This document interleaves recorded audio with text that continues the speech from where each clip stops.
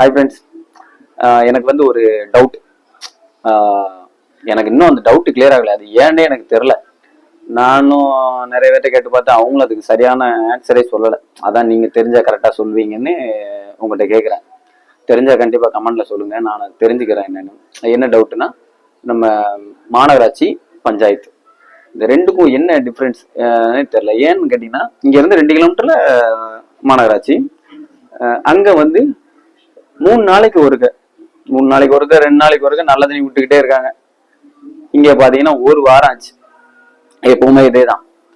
அதுவும் வெயில் காலம்லாம் வந்துச்சுன்னா அவ்வளவுதான், நான் செஞ்சிருவானுங்க. 10 நாள் தான்.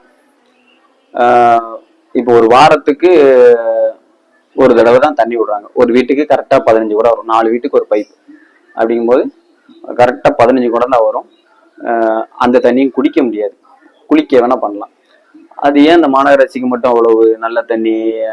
இங்க இருந்து 2 கிலோமீட்டர் தான் இருக்கு, ஏன் எங்களுக்கு மட்டும் கொடுக்க முடியல?